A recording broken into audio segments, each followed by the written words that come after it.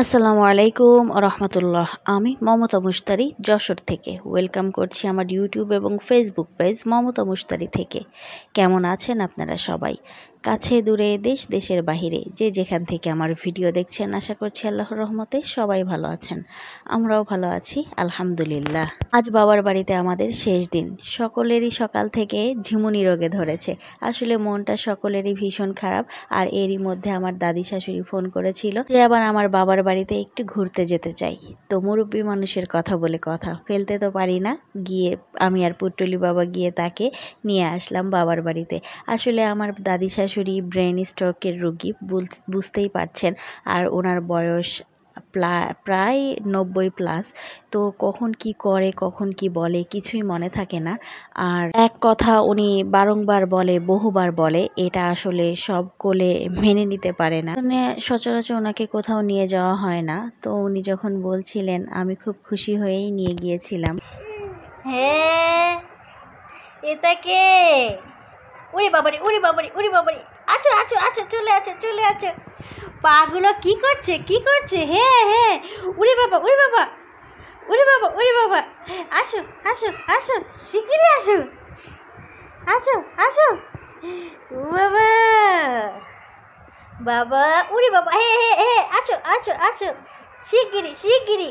ওরে বাবা, এ কি আম্মু দাঁড়াবে?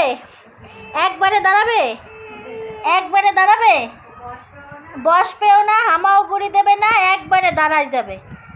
ওরে বাবারে, আসো আসো আসো আসো আসো আসো, একবারে দাঁড়াই যাবে। আবার আবার আবার আবার, কই রে বাবা, বাবা ছোনাটা। আমার গেদা সোনাকে দেখে আপনারা কিন্তু প্রত্যেকে মাশাল্লাহ বলতে মোটেও ভুল করবেন না। তো যেটা বলছিলাম আর কি, এই যে পুকুরে দেখছেন, যেটা ক্যামেরা ধরে আমি দাঁড়িয়ে আছি, এখানে না একটা বিশাল বড় সাপ যাচ্ছিল। তো সেটাই আর কি আপনাদেরকে দেখানোর চেষ্টা করছিলাম। আর বাড়িতে পৌঁছে গেছি দাদিকে নিয়ে।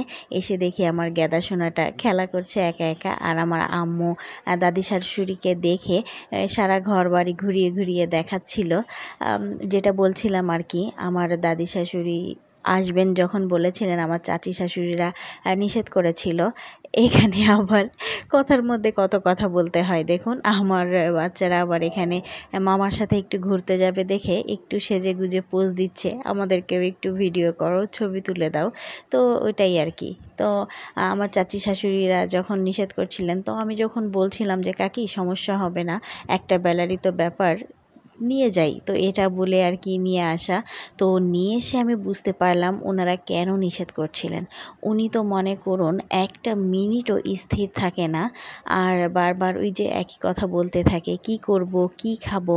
মানে উনি খেলে 1 মিনিট পরেই ভুলে যায়। ওকে খাবার খেতে দেখলে ওনার খিদা লাগে। তারপরে উনি বাথরুম করে আসলেও বলেন যে বাথরুম করতে যাবেন, বা কেউ বাথরুম থেকে বের হতে দেখলে মনে হয় উনিও বাথরুমে যাবেন।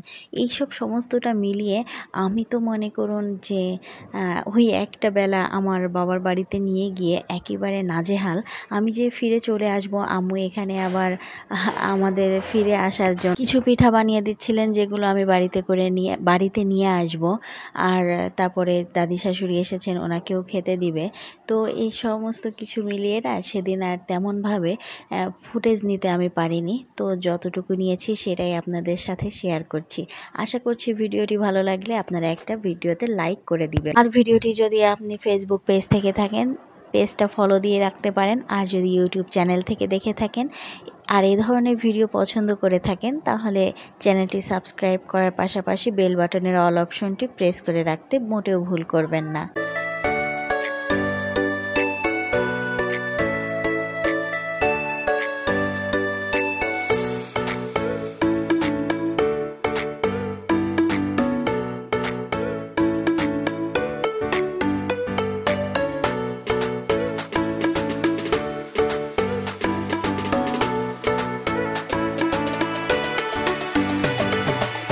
আম্মু পিঠা বানানো শেষ করে সেই চুলায় রান্না চাপিয়ে দিয়েছিল। বোন ভাবি সকলে মিলে হাতে হাতে কাজ করেছে, তো আর এত দ্রুত করেছে।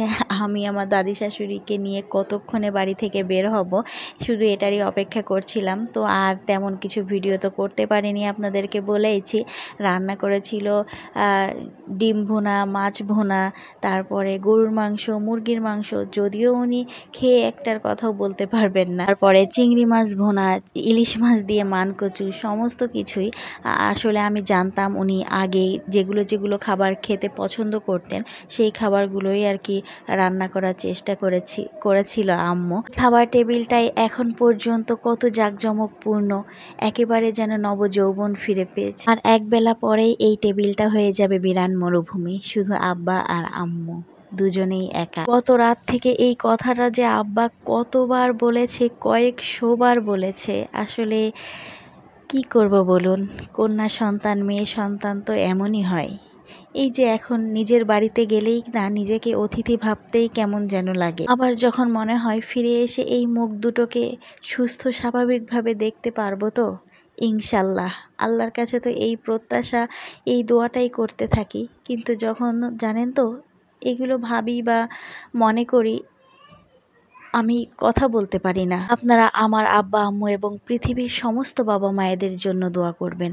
আল্লাহ প্রত্যেককে দীর্ঘজীবী, দীর্ঘায়ু এবং নেক হায়াত দান করুন। আল্লাহ কবুল করুন, আমিন। বাড়ি থেকে বাবার বাড়িতে আসার সময় নিজেদের ভিতরে যে উৎসাহ উৎকণ্ঠা কাজ করে, আসলে সেই সময়টা একটা অন্যরকম। আবার যখন এই যে শেষ বেলায়, বিদায় বেলায় যখন বের হয়ে যাচ্ছি, এত স্লো মোশনে কাজ করছিলাম, তারপরেও যেন ঘড়ির কাঁটাটা কোনোভাবেই থামছিল না।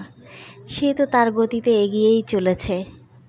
যদি মনে হচ্ছিল এইখানে ঘড়ির কাঁটাটা থমকে যেত, কতই না ভালো হতো, তাই না বলুন?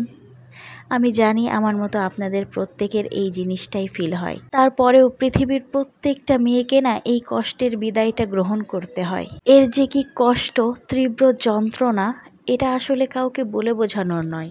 যাই হোক, চলুন আজ আপনাদের কাছ থেকেও বিদায় নিয়ে নিচ্ছি। প্রত্যেকের সুস্বাস্থ্য এবং দীর্ঘায়ু কামনা করছি। ভিডিওটি ভালো লাগলে ভিডিওটিকে একটি লাইক করে দিতে মোটেও ভুল করবেন না। দেখা হবে আগামীতে নতুন কোনো ভিডিওর সাথে। সে পর্যন্ত প্রত্যেকে ভালো থাকবেন, সাবধানে থাকবেন, সতর্ক থাকবেন এবং আমাদের জন্য দোয়া করবেন। আল্লাহ হাফেজ। আসসালামু আলাইকুম।